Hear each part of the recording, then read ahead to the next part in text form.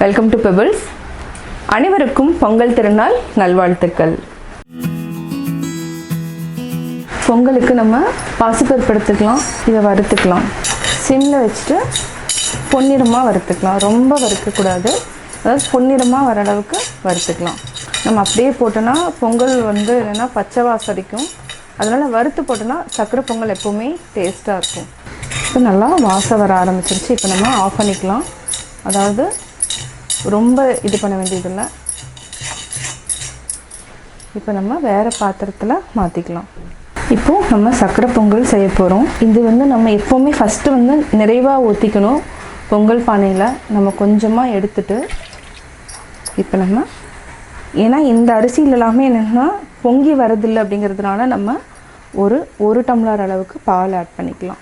பால் ஊற்றினா என்னென்னா பொங்கி வரும், அதனால் நான் பால் ஆட் பண்ணுறேன். இப்போ நிறைவாக நம்ம ஊற்றிட்டோம். இது கூட நம்ம பாசிப்பருப்பை முதலையே ஆட் பண்ணிக்கலாம்.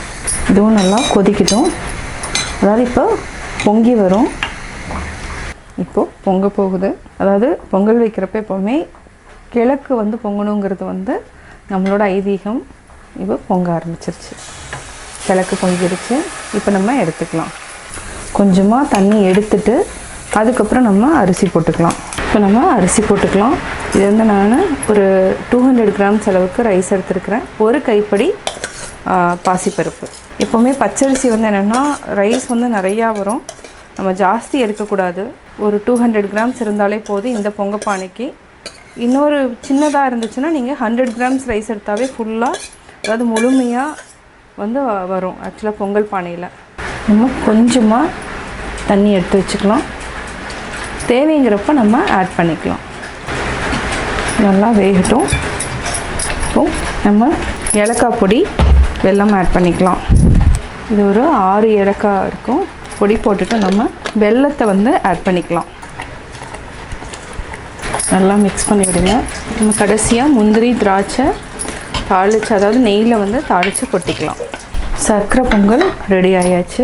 இது என்னென்னா ஆறுச்சுன்னா ரொம்ப கெட்டியாயிரும்.